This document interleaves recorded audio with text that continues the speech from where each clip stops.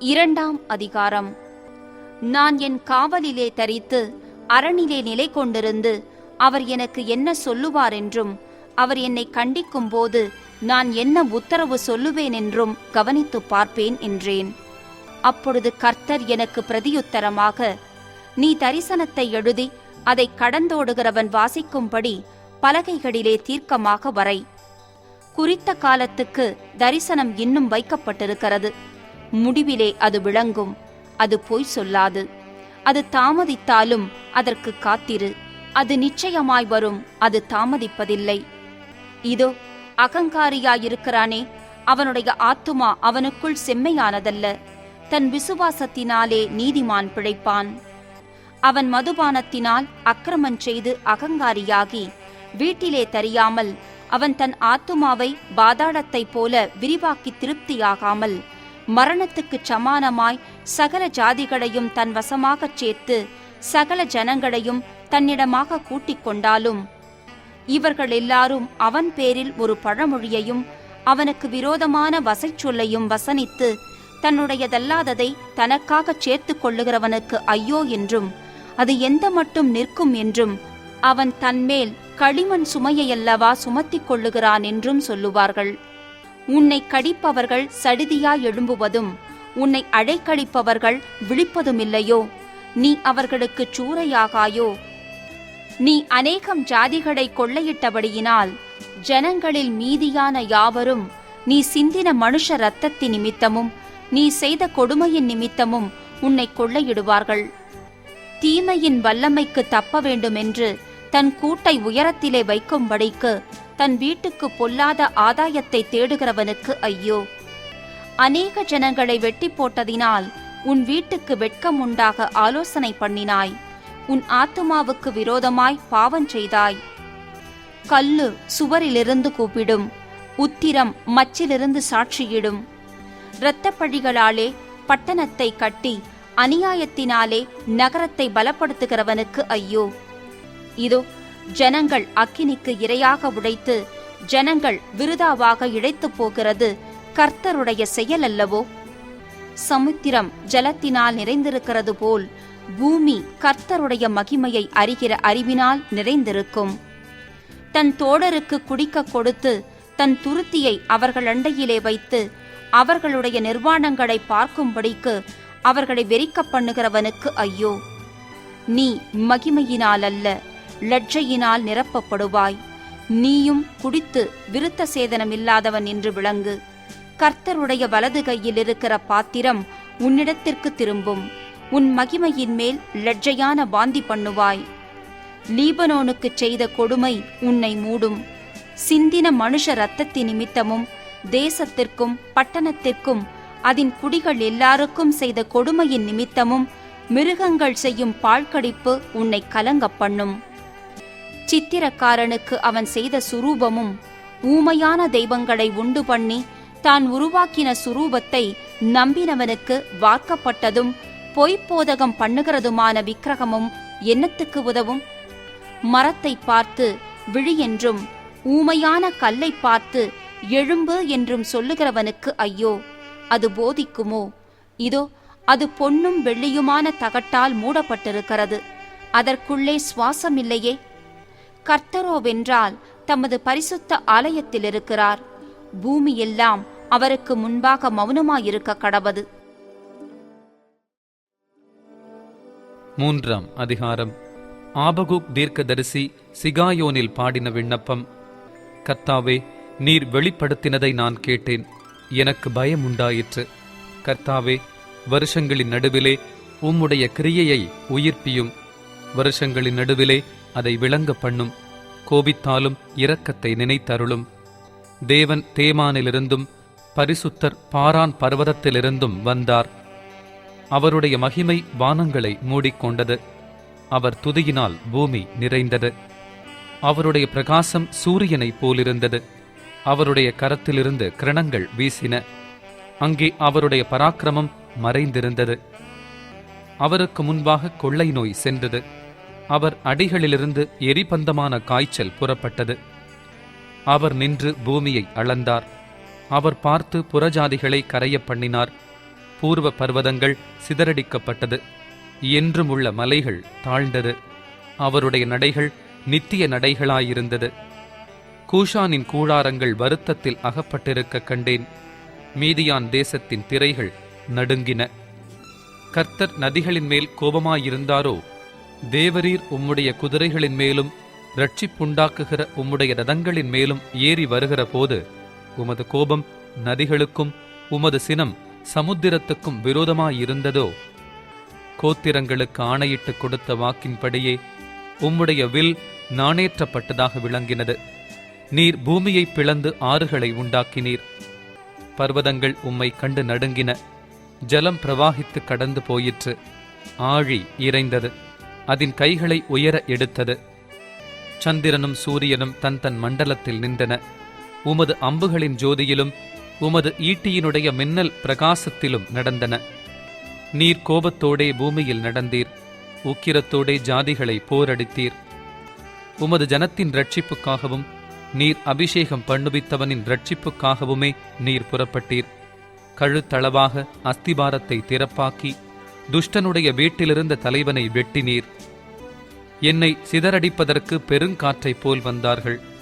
சிறுமையானவனை மறைவிடத்திலே பட்சிப்பது அவர்களுக்கு சந்தோஷமாயிருந்தது. நீர் அவனுடைய ஈட்டிகளினாலேயே அவனுடைய கிராமத்து அதிபதிகளை உருவக் குத்தினீர். திரளான தண்ணீர் குவியலாகிய சமுத்திரத்துக்குள் உமது குதிரைகளோடே நடந்து போனீர். நான் கேட்ட பொழுது என் குடல் குழம்பிற்று. அந்த சத்தத்துக்கு என் உதடுகள் துடித்தது. என் எலும்புகளில் உக்கல் உண்டாயிற்று. என் நிலையிலே நடுங்கினேன். ஆனாலும் எங்களோடே எதிர்க்கும் ஜனங்கள் வரும்போது இக்கட்டு நாளிலே நான் இளைப்பாறுதல் அடைவேன். அத்திமரம் துளிர் விடாமற் போனாலும், திராட்சச் செடிகளில் பழம் உண்டாகாமற் போனாலும், ஒலிவ மரத்தின் பலன் அற்றுப்போனாலும், வயல்கள் தானியத்தை விளைவியாமற் போனாலும், கிடையில் ஆட்டு மந்தைகள் முதலற்று போனாலும், தொழுவத்திலே மாடு இல்லாமற் போனாலும், நான் கர்த்தருக்குள் மகிழ்ச்சியாயிருப்பேன்.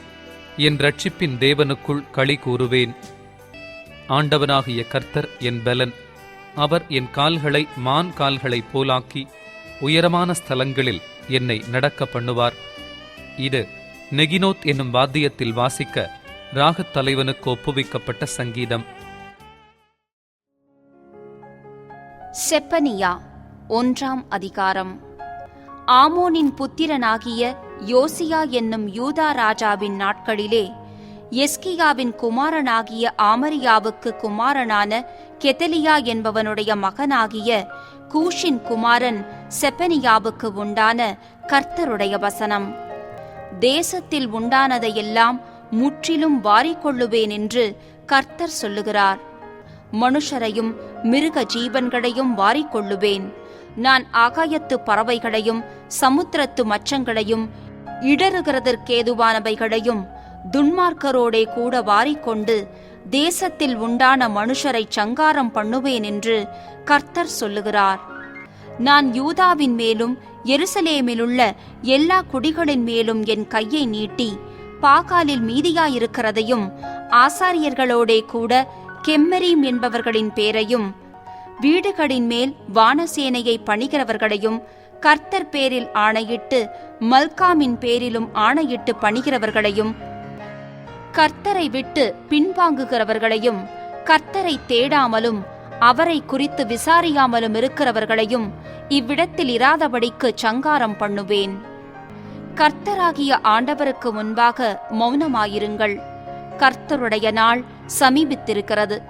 கர்த்தர் ஒரு யாகத்தை ஆயத்தம் பண்ணி அதற்கு விருந்தாளிகளையும் அழைத்திருக்கிறார். கர்த்தருடைய யாகத்தின் நாளிலே நான் அதிபதிகளையும் ராஜகுமாரரையும் மறுதேசத்து வஸ்திரம் தரிக்கிற யாவரையும் தண்டிப்பேன். வாசற்படியை தாண்டி கொடுமையினாலும் வஞ்சகத்தினாலும் தங்கள் எஜமான்களின் வீடுகளை நிரப்புகிற யாவரையும் அந்நாளிலே தண்டிப்பேன்.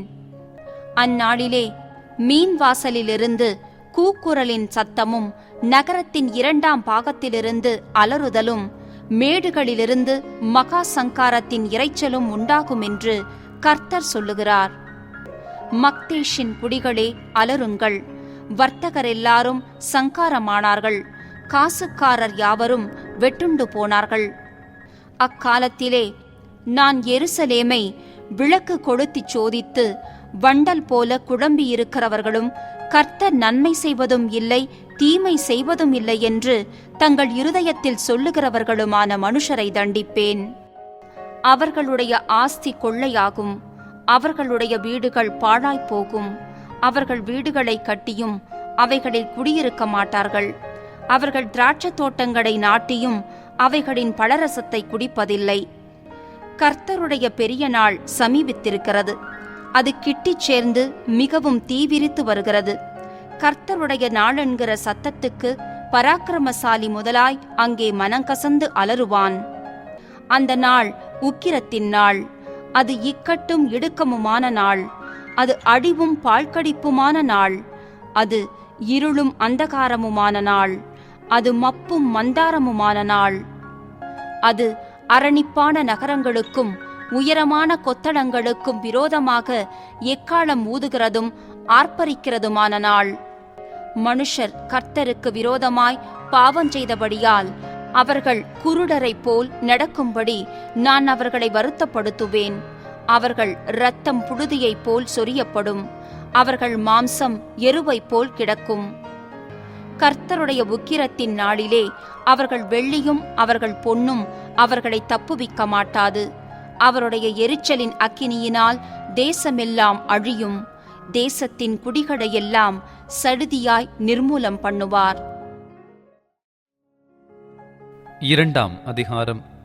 விரும்பப்படாத ஜாதியே, கட்டளை பிறக்கும் முன்னும் பதரை போல நாள் பறந்து போகும் முன்னும் கர்த்தருடைய உக்கிர கோபம் உங்கள் மேல் இறங்கும் முன்னும் கர்த்தருடைய கோபத்தின் நாள் உங்கள் மேல் வரும் முன்னும் நீங்கள் உங்களை உய்த்து ஆராய்ந்து சோதியுங்கள்.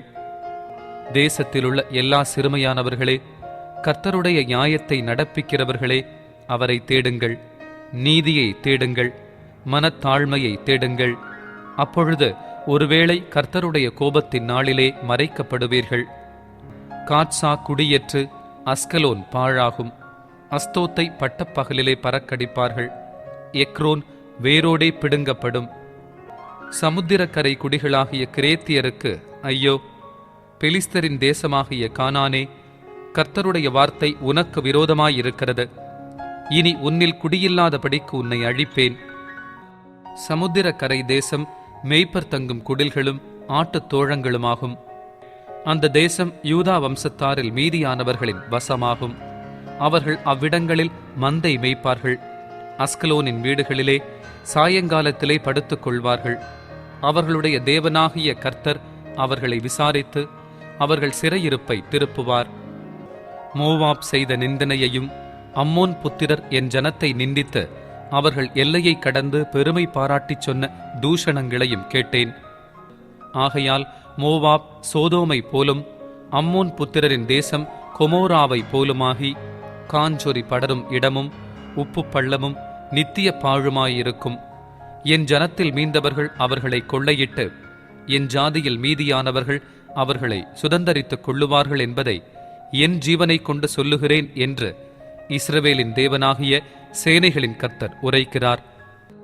அவர்கள் சேனைகளுடைய கர்த்தரின் ஜனத்துக்கு விரோதமாய் பெருமை பாராட்டி அவர்களை நிந்தித்தபடியினால் இது அவர்கள் அகங்காரத்துக்கு பதிலாக அவர்களுக்கு கிடைக்கும். கர்த்தர் அவர்கள் மேல் கெடியாயிருப்பார். பூமியிலுள்ள தேவர்களையெல்லாம் மெலிந்து போக பண்ணுவார். அப்பொழுது தீவுகளிலுள்ள சகல புறஜாதிகளும் அவரவர் தங்கள் தங்கள் ஸ்தானத்திலிருந்து அவரை பணிந்து கொள்வார்கள். எத்தியோப்பியராகிய நீங்களும் என் பட்டயத்தினால் கொலை செய்யப்படுவீர்கள். அவர் தமது கையை வடதேசத்துக்கு விரோதமாய் நீட்டி அசீரியாவை அழித்து நினிவேயை பாழும் வனாந்தரத்துக்கொத்த வறட்சியுமான ஸ்தலமாக்குவார். அதன் நடுவில் மந்தைகளும் ஜாதி ஜாதியான சகல மிருகங்களும் படுத்துக்கொள்ளும். அதனுடைய சிகரங்களின் மேல் நாரையும் கோட்டானும் ராத்தங்கும். பலகணிகளில் கூவுகிற சத்தம் பிறக்கும். வாசற்படிகளில் பாழ்கடிப்பு இருக்கும். கேதுரு மரங்களின் மச்சை திறப்பாக்கி போடுவார். நான் தான் என்னைத் தவிர வேறொருவரும் இல்லை என்று தன் இருதயத்தில் சொல்லி நிர்விசாரமாய் வாழ்ந்து களி கூர்ந்திருந்த நகரம் இதுவே. இது பாழும் மிருக ஜீவன்களின் தாபரமுமாய் போய்விட்டதே. அதன் வழியாய் போகிறவன் எவனும் ஈசல் போட்டு தன் கையை கொட்டுவான். 3ஆம் அதிகாரம். இடுக்கண் செய்து ஊத்தையும் அழுக்குமாயிருக்கிற நகரத்துக்கு ஐயோ! அது சத்தத்துக்கு செவி கொடுக்கவில்லை, அது கடிந்து கொள்ளுதலை ஏற்றுக்கொள்ளவில்லை, அது கர்த்தரை நம்பவில்லை, அது தன் தேவனிடத்தில் சேரவில்லை. அதற்குள்ளே இருக்கிற அதன் அதிபதிகள் கெர்ச்சிக்கிற சிங்கங்கள், அதன் நியாயாதிபதிகள் சாயங்காலத்தில் புறப்படுகிறதும் விடியற்காலம் மட்டும் ஒரு எலும்பையும் மீதியாக வைக்காததுமான ஓநாய்கள். அதன் தீர்க்கதரிசிகள் வீண் பெருமையும் வஞ்சகமும் உள்ளவர்கள். அதன் ஆசாரியர்கள் பரிசுத்த ஸ்தலத்தை பரிசுத்த குலைச்சலாக்கி வேதத்துக்கு அநியாயம் செய்தார்கள். அதற்குள் இருக்கிற கர்த்தர் நீதியுள்ளவர், அவர் அநியாயம் செய்வதில்லை. அவர் குறைவில்லாமல் காலைதோறும் தம்முடைய நியாயத்தை விளங்க பண்ணுகிறார். அநியாயக்காரனோ வெட்கமறியான். ஜாதிகளை சங்கரித்தேன், அவர்கள் துருகங்கள் பாழாயின. அவர்களுடைய வீதிகளை ஒருவரும் கடந்து போகாதபடிக்கு பாழாக்கினேன். அவர்களுடைய பட்டணங்கள் மனுஷர் இல்லாதபடிக்கும் குடியில்லாதபடிக்கும் அவாந்தரையாயின. உன் வாசஸ்தலம் நிர்மூலமாகாதபடிக்கு நீ எனக்கு பயந்து கடிந்து கொள்ளுதலை ஏற்றுக்கொள்ளென்றேன். நான் அவர்களை எப்படி தண்டித்தாலும் அவர்கள் அதிகாலையில் எழுந்து தங்கள் கிரியைகளை எல்லாம் கேடாக்கினார்கள். ஆகையால் நான் கொள்ளையாட எழும்பும் நாள் மட்டும் எனக்கு காத்திருங்கள் என்று கர்த்தர் சொல்லுகிறார். என் சினமாகிய உக்கிர கோபத்தை எல்லாம் அவர்கள் மேல் சொரியும்படி ஜாதிகளை சேர்க்கவும் ராஜ்யங்களை கூட்டவும் நான் தீர்மானம் பண்ணினேன். பூமியெல்லாம் என் எரிச்சலின் அக்கினியினால் அழியும். அப்பொழுது ஜனங்கள் எல்லாரும் கர்த்தருடைய நாமத்தை தொழுது கொண்டு ஒருமனப்பட்டு அவருக்கு ஆராதனை செய்யும்படிக்கு நான் அவர்கள் பாஷையை சுத்தமான பாஷையாக மாறப் பண்ணுவேன். எத்தியோப்பியாவின் நதிகளுக்கு அக்கறையிலிருந்து என்னிடத்தில் விண்ணப்பம் பண்ணுகிறவர்களாகிய சிதறடிக்கப்பட்டவர்களின் குமாரத்தியானவள் எனக்கு காணிக்கை கொண்டு வருவாள். எனக்கு விரோதமாய் துரோகம் பண்ணி நீ செய்த உன் எல்லா கிரியைகளின் நிமித்தமும் அந்நாளிலே வெட்கப்படாதிருப்பாய். அப்பொழுது நான் உன் பெருமையை குறித்து களி கூர்ந்தவர்களை உன் நடுவிலிருந்து விலக்கி விடுவேன். நீ இனி என் பரிசுத்த பர்வதத்தில் அகங்காரம் கொள்ள மாட்டாய். உன் நடுவில் சிறுமையும் எளிமையுமான ஜனத்தை மீதியாக வைப்பேன். அவர்கள் கர்த்தருடைய நாமத்தின் மேல் நம்பிக்கையாயிருப்பார்கள். இஸ்ரவேலில் மீதியானவர்கள் அநியாயம் செய்வதில்லை, அவர்கள் பொய் பேசுவதுமில்லை. வஞ்சக நாவு அவர்கள் வாயில் கண்டுபிடிக்கப்படுவதுமில்லை. அவர்கள் தங்களை பயப்படுத்துவாரில்லாமல் புசித்து படுத்துக் கொள்வார்கள். சீயோன் குமாரத்தியே, கெம்பீரித்து பாடு. இஸ்ரவேலரே, ஆர்ப்பரியுங்கள். எருசலேம் குமாரத்தியே, நீ முழு இருதயத்தோடும் மகிழ்ந்து கடிகூறு. கர்த்தர் உன் ஆக்கினைகளை அகற்றி உன் சத்துருக்களை விலக்கினார். இஸ்ரவேலின் ராஜாவாகிய கர்த்தர் உன் நடுவிலே இருக்கிறார். இனி தீங்கை காணாதிருப்பாய். அந்நாளிலே எருசலேமை பார்த்து பயப்படாதே என்றும் சீயோனை பார்த்து உன் கைகளை தளர விடாதே என்றும் சொல்லப்படும். உன் தேவனாகிய கர்த்தர் உன் நடுவில் இருக்கிறார். அவர் வல்லமையுள்ளவர், அவர் ரட்சிப்பார். அவர் உன் பேரில் சந்தோஷமாய் மகிழ்ந்து தம்முடைய அன்பின் நிமித்தம் அமர்ந்திருப்பார். அவர் உன் பேரில் கம்பீரமாய் களி கூறுவார். உன் சபையின் மனுஷராயிருந்து பண்டிகை ஆசரிப்பில்லாமையால் உண்டான நிந்தையின் நிமித்தம் சஞ்சலப்பட்டவர்களை நான் ஏகமாய் கூட்டிக் கொள்ளுவேன். இதோ, அக்காலத்திலே உன்னை சிறுமைப்படுத்தின யாவரையும் தண்டிப்பேன். நொண்டியானவனை ரட்சித்து தள்ளுண்டவனை சேர்த்து கொள்ளுவேன். அவர்கள் வெட்கம் அனுபவித்த சகல தேசங்களிலும் அவர்களுக்கு புகழ்ச்சியும் கீர்த்தியும் உண்டாகச் செய்வேன். அக்காலத்திலே உங்களை கூட்டிக் கொண்டு வருவேன். அக்காலத்திலே உங்களை சேர்த்து கொள்ளுவேன். உங்கள் கண் காண நான் உங்கள் சிறையிருப்பை திருப்பும்போது பூமியிலுள்ள சகல ஜனங்களுக்குள்ளும் நான் உங்களை கீர்த்தியும் புகழ்ச்சியுமாக வைப்பேன் என்று கர்த்தர் சொல்லுகிறார். ஆகாய் 1ஆம் அதிகாரம். ராஜாவாகிய தரியு அரசாண்ட 2ஆம் வருஷம் 6ஆம் மாதம் 1ஆம் தேதியிலே கர்த்தருடைய வார்த்தை ஆகாய் எனும் தீர்க்கதரிசியின் மூலமாய் செயல்தியேலின் குமாரனாகிய செருபாபேல் எனும் யூதாவின் தலைவனுக்கும் யோத்சதாக்கின் குமாரனாகிய யோசுவா எனும் பிரதான ஆசாரியனுக்கும் உண்டாகி அவர் சொன்னது என்னவென்றால், இந்த ஜனங்கள் கர்த்தருடைய ஆலயத்தை கட்டுகிறதற்கு ஏற்ற காலம் இன்னும் வரவில்லை என்கிறார்கள் என்று சேனைகளின் கர்த்தர் சொல்லுகிறார். ஆனாலும் ஆகாய் எனும் தீர்க்கதரிசியின் மூலமாய் கர்த்தருடைய வார்த்தை உண்டாகி அவர் சொல்லுகிறார், இந்த வீடு பாழாய் கிடக்கும் போது நீங்கள் மச்சு பாவப்பட்ட உங்கள் வீடுகளில் குடியிருக்கும்படியான காலம் இதுவோ? இப்போதும் சேனைகளின் கர்த்தர் சொல்லுகிறார், உங்கள் வழிகளை சிந்தித்து பாருங்கள். நீங்கள் திரளாய் விதைத்தும் கொஞ்சமாய் அறுத்து கொண்டு வருகிறீர்கள். நீங்கள் புசித்தும் திருப்தியாகவில்லை, குடித்தும் பரிபூரணமடையவில்லை. நீங்கள் வஸ்திரம் உடுத்தியும் ஒருவனுக்கும் குளிர் விடவில்லை. கூலியை சம்பாதிக்கிறவன் பொத்தலான பையிலே போடுகிறவனாய் அதை சம்பாதிக்கிறான். உங்கள் வழிகளை சிந்தித்து பாருங்கள் என்று சேனைகளின் கர்த்தர் சொல்லுகிறார். நீங்கள் மலையின் மேல் ஏறிப்போய் மரங்களை வெட்டி கொண்டு வந்து ஆலயத்தை கட்டுங்கள். அதன் பேரில் நான் பிரியமாயிருப்பேன். அதனால் என் மகிமை விளங்கும் என்று கர்த்தர் சொல்லுகிறார். அதிகமாய் வருமென்று நீங்கள் எதிர்பார்த்திருந்தும் இதோ கொஞ்சம் கிடைத்தது. நீங்கள் அறுத்து வீட்டுக்கு கொண்டு வந்தும் நான் அதை ஊதி போடுகிறேன். எதி நிமித்தமென்றால், என் வீடு பாழாய் கிடக்கும் போது நீங்கள் எல்லாரும் அவனவன் தன் தன் வீட்டிற்கு ஓடிப் போகிறீர்களே, இது நிமித்தமே என்று சேனைகளின் கர்த்தர் சொல்லுகிறார். ஆதலால் உங்கள் மேல் இருக்கிற வானம் பனியை பெய்யாமலும் பூமி பலனை கொடாமலும் போயிற்று. நான் நிலத்தின் மேலும் மலைகளின் மேலும் தானியத்தின் மேலும் புது திராட்சரசத்தின் மேலும் எண்ணெயின் மேலும் பூமியில் விளைகிற எல்லாவற்றின் மேலும் மனுஷரின் மேலும் மிருகங்களின் மேலும் கைப்பாடு அனைத்தின் மேலும் வறட்சியை வருவித்தேன் என்றார். அப்பொழுது செயல்தியேலின் குமாரனாகிய செருபாபேலும் யோத்சதாக்கின் குமாரனாகிய யோசுவா எனும் பிரதான ஆசாரியனும் ஜனத்தில் மிகுதியான அனைவரும் தங்கள் தேவனாகிய கர்த்தருடைய சத்தத்துக்கும் தங்கள் தேவனாகிய கர்த்தர் அனுப்பின ஆகாய் எனும் தீர்க்க தரிசியினுடைய வார்த்தைகளுக்கும் செவி கொடுத்தார்கள். ஜனங்கள் கர்த்தருக்கு முன்பாக பயந்திருந்தார்கள்.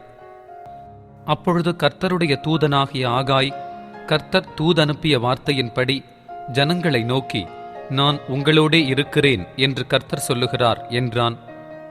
பின்பு கர்த்தர் செயல்தியேலின் குமாரனாகிய செருபாபேல் எனும் யூதாவின் தலைவனுடைய ஆவியையும் யோத்சதாக்கின் குமாரனாகிய யோசுவா எனும் பிரதான ஆசாரியனுடைய ஆவியையும் ஜனத்தில் மீதியான எல்லாருடைய ஆவியையும் எழுப்பினார்.